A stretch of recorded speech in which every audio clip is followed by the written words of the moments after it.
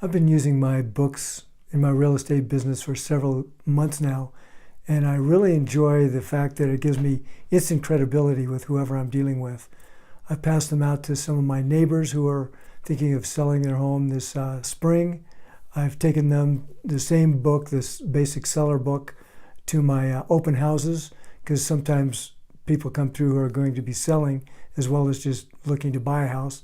And I pass them out to those people, and it's so much more effective than just handing them a business card, which could disappear before they get home practically.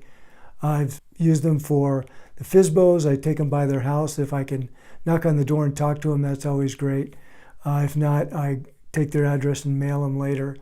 I'm starting to get into expireds now and using them quite a bit with mailings, especially on those people so far. And that's working out really well as well. The story I want to tell you today is about a FSBO. I got a referral from a friend of mine who knew someone who was coming in from out of town and had to sell his house. He was only going to be in town for 2 days. He was just going to come in to try and get it listed, take a few things out of the house. His brother had recently passed away, and the family house was going to be up for sale.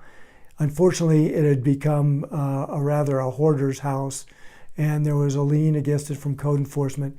So it was quite a mess. He'd already had a couple of offers from investors on it, and when I showed up at noon, he told me about that, and he also said that the son of a friend of his who was a realtor was coming by at 1.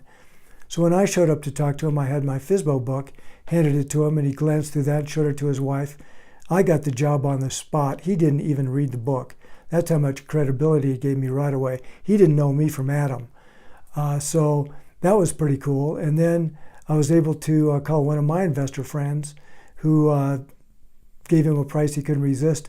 So between noon when I first met him, had the agreement signed by 1 o'clock, and had the house sold by 6 o'clock. And then the guy was heading back to Phoenix the next day. So that was a pretty good way of using my book. I wish I'd asked it for him for the book back. I didn't think of it at the time. He just had it in his hand, and he probably still has it. I don't know what he's done with it. But anyway, it got me the listing right away, and I just love the instant credibility these things give me. And so I'm going to start using them even more. Thanks.